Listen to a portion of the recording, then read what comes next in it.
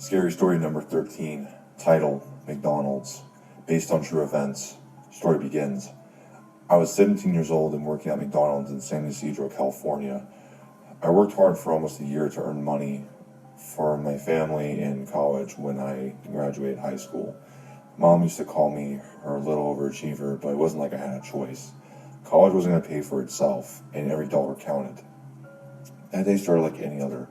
I clocked in around 4 p.m., tied my apron, and joined the lunch rush. The smell of fries and grease filled the air, as usual, and the drive-thru headset beat constantly, one car after another. Customers filled in, a mom with 2 kids, a group of construction workers, and a man I hadn't seen before. He was tall and broad, his posture stiff, as though his body were wound too tight, ready to spring. His hair was sparse, just a thin fringe around the sides of his head, leaving the top smooth and pale. It caught the overhead lights, making him look almost ghostly. A canvas bag hung off one shoulder, the kind that looked heavy even if you didn't know what was inside. He didn't look at the menu or the counter, just scanned the room as if he were searching for something. Or someone.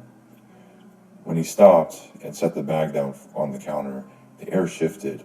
I couldn't explain it, but suddenly every sound in the restaurant seemed louder. The fryer bubbling, the register beeping, the faint murmur of kids in the back. A cold knot formed in my stomach, and before I could say anything, he reached into the bag. First came the shotgun. Its barrel gleamed under the fluorescent lights, almost surreal, like it didn't belong in this place of Happy Meals and milkshakes. Gasps echoed from the tables. A mom clutched her child and started to stand. But before she could even push her chair back, he pulled out another weapon, a smaller gun this time, sleek and black, like it was made for precision. "Everybody down," he said, as though it was an order you didn't question. But not everyone heard him or believed him. Someone in the corner, maybe a construction worker, stood up like he was about to reason with the guy. That's when the first shot rang out. The sound was deafening. I flinched so hard I hit the back counter, my breath catching in my throat. Screams erupted. Plates and trays crashed to the floor.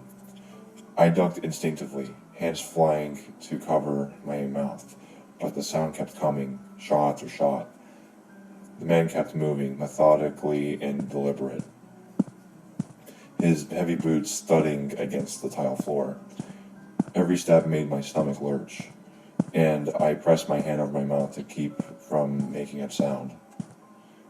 A child cried out, a little boy hiding under one of the tables with his mom. The man's head snapped in their direction, and I felt my body seize up in terror. "No," I whispered. The word so quiet it barely left my lips. He raised the shotgun. Before I could stop myself, I moved. It wasn't bravery. It was instinct, pure and desperate. I grabbed the closest thing I could reach, a metal tray, and threw it as hard as I could. It clattered against the floor a few feet away, loud enough to make him pause. He turned toward the noise, his eyes narrowing. For a split second, I thought I had made the biggest mistake of my life. Then I saw Maria motioning frantically to a family near the back door, urging them to run while he was distracted. They didn't hesitate. The mother grabbed her kids and bolted. Their footsteps pounded as they disappeared into the parking lot. The man's focus snapped back to the room, his expression darkening as he realized what had happened. He muttered something under his breath, a low, guttural sound that chilled me to the core. Then he raised the shotgun again, and the nightmare continued.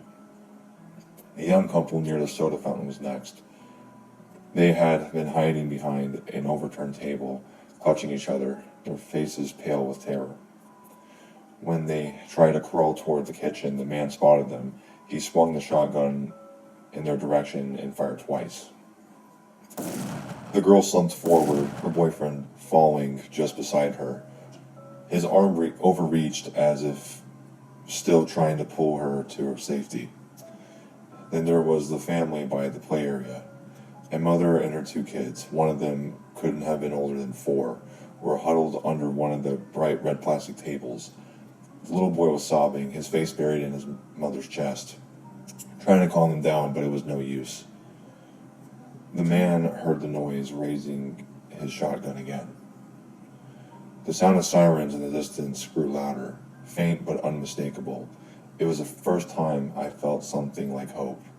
Someone had called the police. Someone outside knew what was happening. The first officers arrived minutes later. I could hear them shouting orders, their voices muffled by the walls. The man didn't seem to care that they were there.